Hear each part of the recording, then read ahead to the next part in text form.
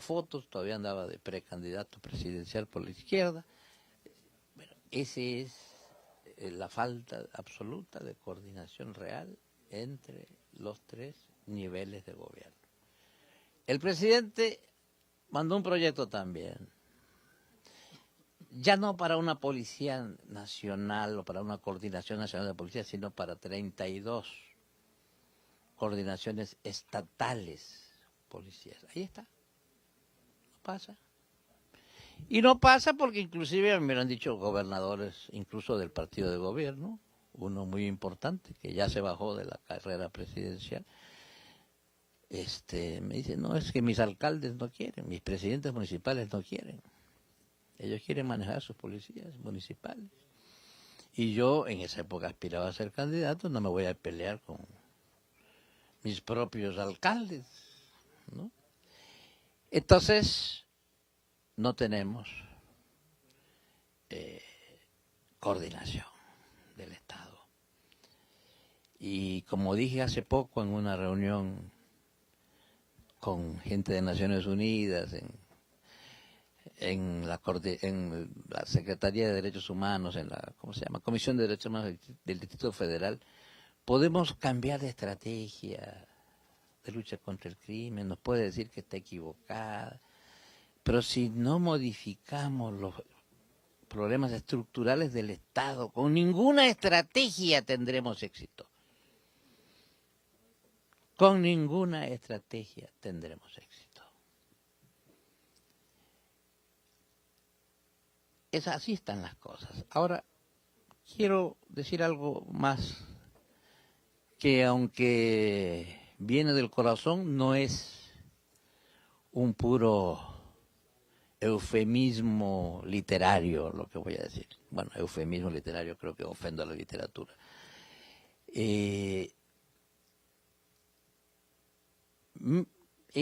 Yo les quiero decir a ustedes con toda seguridad que hay dos cosas que a veces se dicen en México y una que se dice sobre todo en el exterior, y de lo que estoy convencido que no son ciertas. No está en peligro la democracia mexicana. O sea, el crimen organizado no tiene la fuerza, a pesar de todo el daño que nos hace todos los días. No tiene la fuerza para amenazar la institucionalidad democrática mexicana que se expresará en las elecciones de julio. Las fuerzas del Estado, la fuerza de la sociedad mexicana y la propia fuerza del sistema político hará que eso sea imposible. Y segundo, algo que se suele decir afuera, no se dice en México, que la viabilidad de México como Estado está en peligro. Eso es absolutamente absurdo. La viabilidad del Estado mexicano no está determinada por los 500,000 criminales o 1,000,000 incluso que podamos tener hoy día, ¿no? Hay miles de años de historia. La cultura mexicana es anterior a la cultura occidental.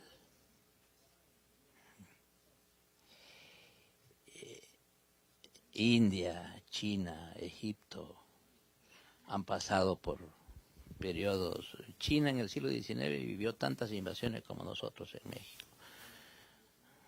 Y ahí está China, ahí está la India.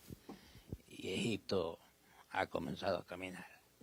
Es decir, países como México existirá siempre. Su viabilidad como Estado, como nación.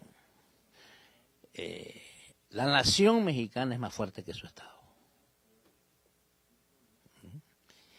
Y si ustedes visitan los estados en donde hay gran cantidad de mexicanos en Estados Unidos, ustedes ven cómo la cultura mexicana penetra a la cultura americana y no al revés. Es todo lo que les puedo decir. Gracias.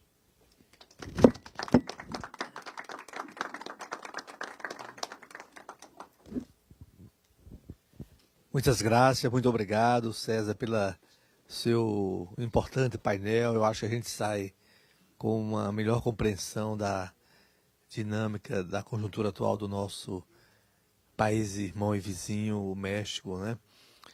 E a nossa vizinhança é de projeto histórico, é de comunidade de interesses. E vamos então, né, abrir um pouco, né, os nossos diálogos.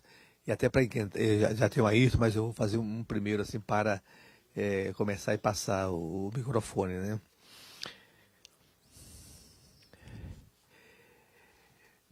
César, diante desse quadro todo que você descreveu, né, e também depois, dentro do quadro que você descreveu, né, mas também faço a pergunta para a Ingrid, né, dessas dificuldades, né, desta não coordenação das três esferas de governo e mesmo das esferas intragovernamentais, como o Poder Judiciário, né. Eu perguntaria se também a importância para a população dessa questão da segurança, do combate à violência, não poderia ser uma oportunidade para fortalecer o federalismo no México, né? Ou seja, isso não está acontecendo, mas eu pergunto se não poderia ser uma oportunidade. Aqui no Brasil, claro que é um outro contexto, mas o grande teatro de preocupação dos brasileiros, ou a nossa vitrine mais dramática sobre o tema da segurança, do crime, né, é o Rio de Janeiro, né? Tem mais visibilidade, mais dramaticidade, né? E hoje o país está vivendo uma sensação, eu não sei se ela é consistente, é durável, de que um elemento importante de uma inflexão no enfrentamento dessa agenda da segurança pública, do combate à criminalidade e à violência, foi uma articulação das três esferas de governo, né? Então, a construção de uma estratégia, porque, na verdade, havia um sentimento no país de que a dinâmica da violência, do combate à violência do Rio, era uma espécie de um saco sem fundo. Aumentava-se efetivos policiais, comprava-se material, fazia-se incursões policiais militares nos morros, mas era um movimento pendular. Quer dizer, se movimentava, mas não saía do mesmo lugar, né? E mais recentemente houve uma sensação de que estava em curso uma inflexão, né?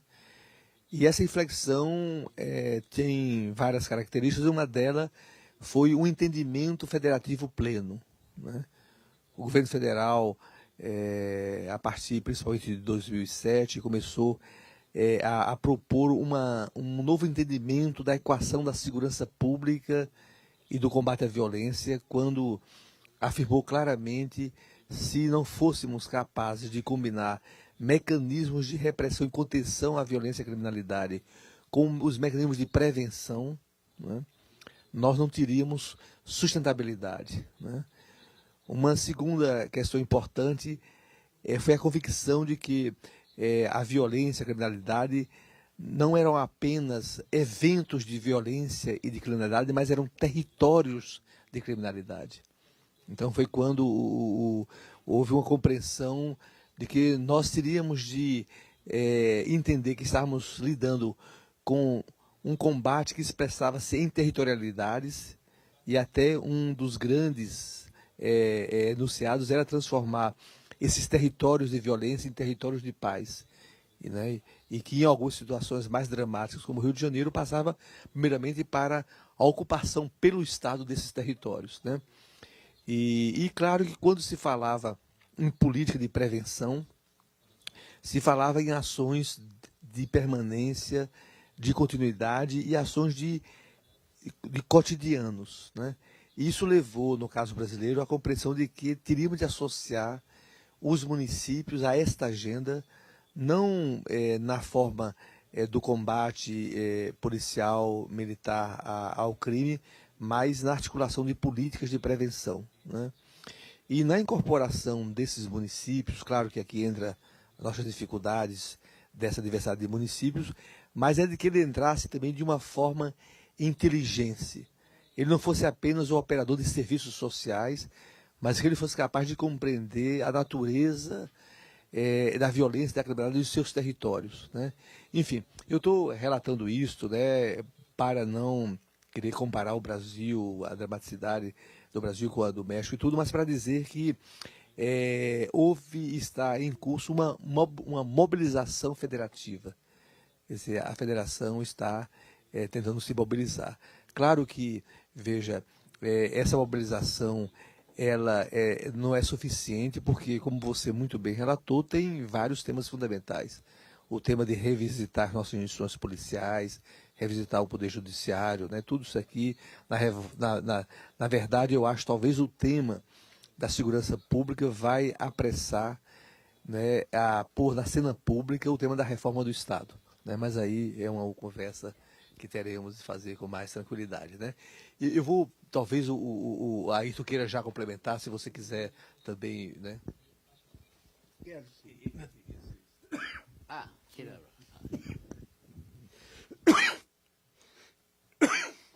Seguinte, eu posso ser muito mais breve pelo que o Vicente colocou, mas fora a felicitação, que não é uma coisa de praxe, e o César sabe disso pela exposição, pela clareza, e acho que a discussão e a futura, e o primeiro passo de comparação entre os nossos federalismos se enriquece muito com uma visão desse tipo. Eu queria reivindicar em função das próprias conversas anteriores que levaram a esse convite, que eu aproveito para agradecer, que pelo menos alguns minutos sejam dedicados pelo César a transmitir para a gente o que eu já escutei em conversas anteriores de como, e esse era o sentido específico para essa reunião, como uma política pública concreta pode revelar as características, falhas e desafios do federalismo mexicano, né? Tão conhecido por ele, porque nas nossas conversas sobre federalismo, a percepção do federalismo mexicano através da participação nessa política é o que aparecia todo o tempo. Então, eu acho que é uma reivindicação legítima.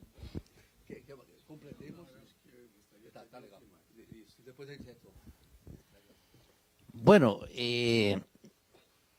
yo creo que cuando un tema como este alcanza las dimensiones que ha alcanzado en México, sí es capaz de generar cambios profundos, entre ellos una necesaria reforma del Estado. La transición a la democracia en México se hizo sin reforma del Estado. No se hizo una reforma del Estado. No hubo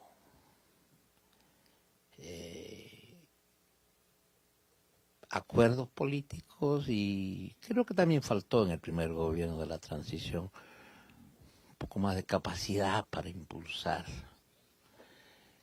acuerdos en materia de reforma del Estado. Veamos, por ejemplo, qué aspectos de reforma del Estado que tienen que ver con la seguridad y que son fundamentales. ¿Cómo se nombra el Procurador de Justicia en México? A nivel federal, el presidente lo propone y el Senado lo ratifica. Se supone que la Procuraduría es un organismo de control, pero tenemos problemas con todos los organismos de control de una democracia en México, con excepción del sistema electoral. Nosotros no tenemos una Contraloría independiente como la que tiene Chile, por ejemplo, que es un ejemplo de Contraloría. Nosotros tenemos una Secretaría de la Función Pública que nombra el presidente, es un secretario. Después, como decía Ingrid, las cámaras de diputados, que son políticos, hacen también una Contraloría, digamos. Pero no es un sistema técnico que va formando especialistas en Contraloría y que tienen la fuerza que tiene, por ejemplo, la Contraloría chilena, que tiene tanta fuerza que alguna vez fue la primera instancia que en Chile le vetó a Pinochet 2 proyectos. ¿No? Y Pinochet tuvo que retroceder ante la Contraloría. No tenemos en México, pero por ejemplo es una obligación tener una Contraloría así, no una Secretaría de la Función Pública. Y todo esto que digo a nivel federal se repite a nivel estatal. Entonces los procuradores que se nombran en los estados, en definitiva, terminan nombrados por el gobernador. Entonces ahí tenemos un elemento de reforma del Estado. Hay que generar organismos de control dignos de tal nombre. Y yo sí creo que esta situación de inseguridad y de sufrimiento cotidiano con esta inseguridad nos puede llevar a muchas cosas, entre otras a esta que estoy mencionando.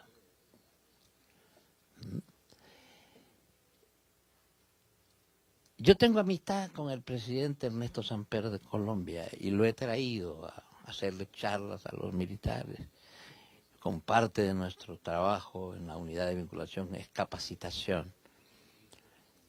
Y una vez recuerdo que un militar le preguntó, ¿qué tuvieron que hacer ustedes? ¿Qué tuvo que pasar en Colombia para que pudieran compartir varias cosas que han logrado hacer a nivel legislativo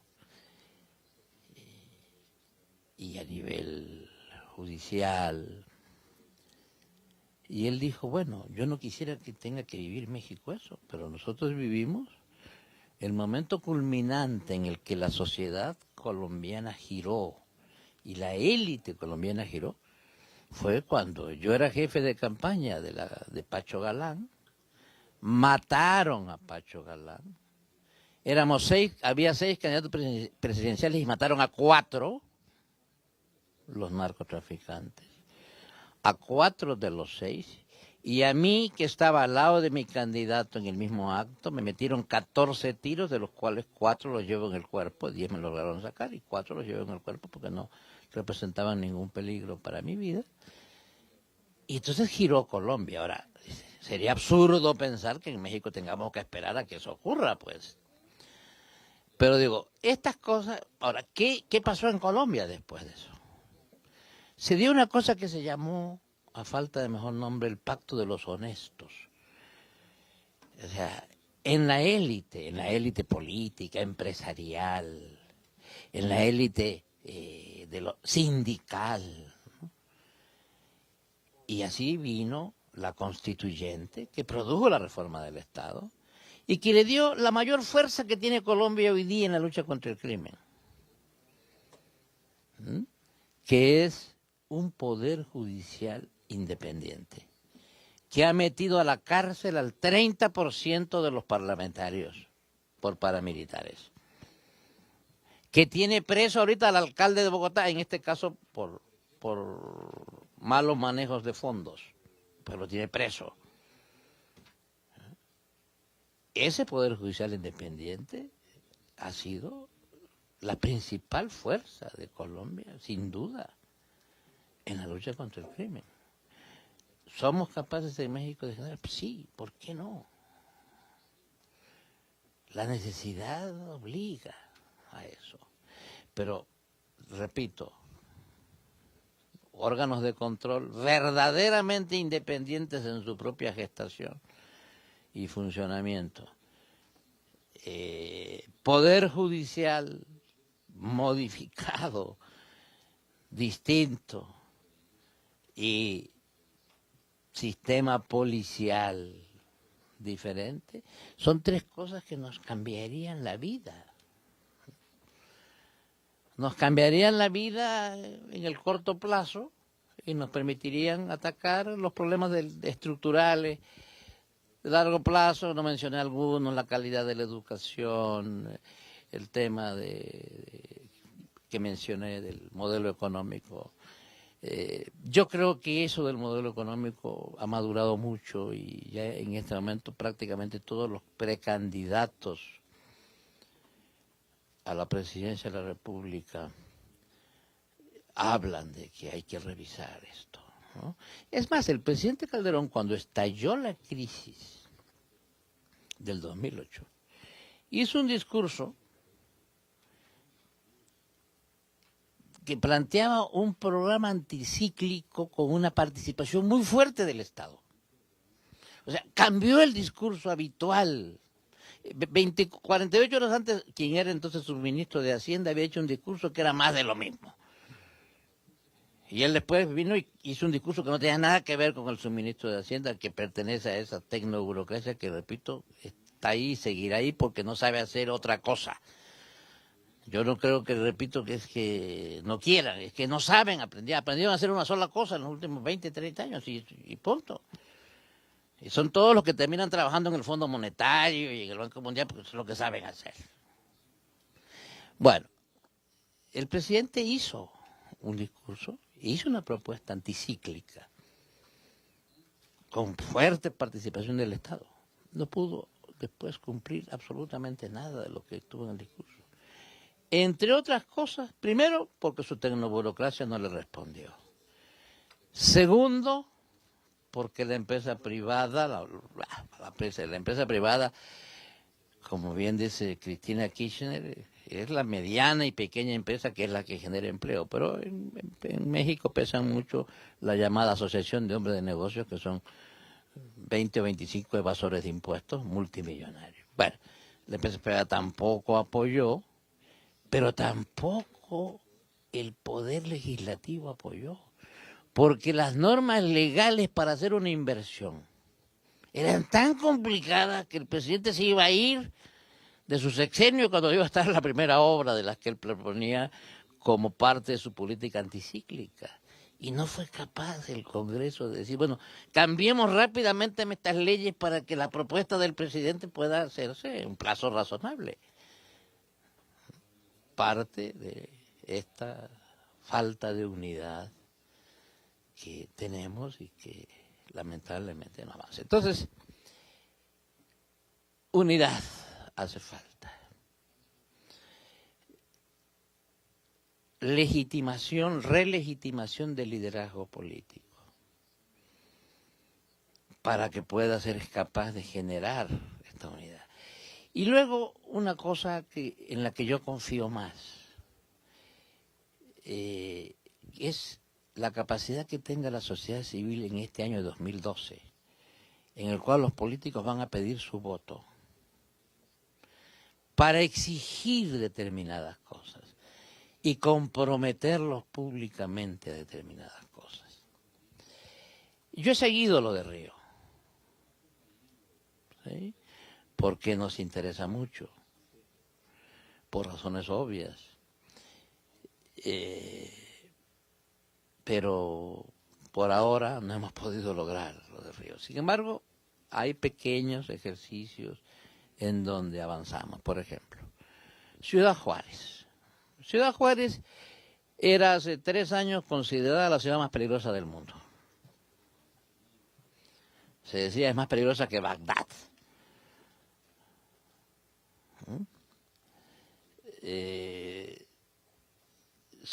Hoy día Ciudad Juárez no es que esté perfecta, siguen habiendo asesinatos y hay rachas de asesinatos, pero ha cambiado enormemente. ¿Y gracias a qué? Gracias a que se ha producido una coordinación entre la sociedad civil, el ejército y las autoridades civiles. Una coordinación que está funcionando exitosamente, primero, en la cultura de la denuncia. El empresariado es el único lugar de América Latina donde usted va a un restaurante, perdón, de México, no digo de América Latina. Va a un restaurante, va a un almacén y puede encontrar un afiche que diga denuncie al que usted considere que está vinculado al crimen, llame a tal. Y los empresarios se han atrevido a poner, la han puesto. Cuando la gente ve que el restaurantero o el dueño de una tienda pone un letrero, pierde el miedo y llama. Entonces la cultura de la denuncia en Ciudad Juárez ha crecido. Y Ciudad Juárez hoy día es menos peligrosa que Monterrey, menos peligrosa que Torreón. Y era campeona en el mundo, ¿no? Entonces, hay posibilidades, repito, pero hay un tema que complica todo o resuelve todo, que son las elecciones, ¿no? En momento de elecciones, como dice la Biblia, hay momentos para dividir los rebaños.